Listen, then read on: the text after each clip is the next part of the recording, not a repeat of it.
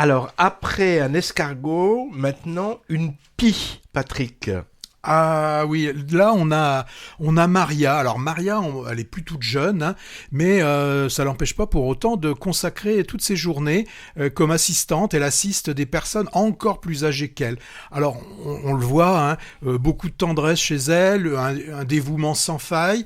Elle s'occupe de ces âmes solitaires, en leur apportant sa présence, réconfort et aussi les soins qu'elle peut donner. Et pourtant, hein, la vie de Marianne est loin d'être facile, hein, pour elle non plus. Alors, on voit très bien qu'elle a une difficulté à joindre les deux bouts, et puis les maigres revenus qu'elle parvient à gagner ne suffisent pas toujours à couvrir ses propres besoins. Alors, c'est à un moment donné, pour pouvoir donner des cadeaux à son petit-fils, et autant par désespoir que par nécessité, Marie va commencer à subtiliser quelques euros à ses protégés, hein, et bien qu'est-ce que ça va donner ? Vous le verrez là aussi en voyant le film. Alors on retrouve, hein, Marseille, l'Estaque et tout le petit monde de Robert Guédiguian. Alors forcément, hein, le rôle principal est tenu par sa compagne Ariane Ascaride.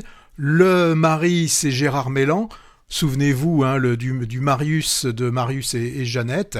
Bon, avant tout, hein, la pie voleuse, c'est un drame touchant qui explore les complexités de la condition humaine à travers ce personnage de Maria, qui est interprété avec finesse par Ariane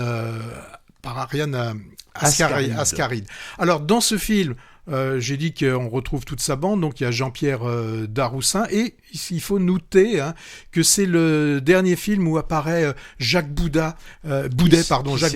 C'est le grand, celui qui est très grand, avec une voix assez grave, qui joue là. Il y a sa femme qui est toujours en train d'attendre un fils qui ne reviendra jamais, et donc si je vous dis Jacques Boudet, ça vous dit rien. Si vous allez regarder sa photo, vous comprendrez tout de suite.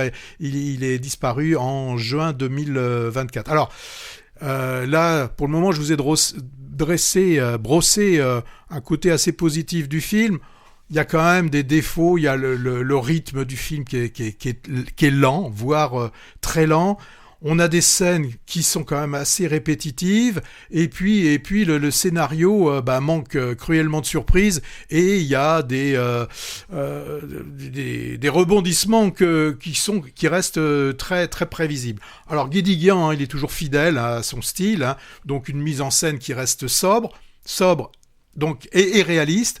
Très belle lumière, des cadrages qui sont intéressants, et il est de ceux qui arrivent à mettre Marseille, de nous révéler la beauté de Marseille.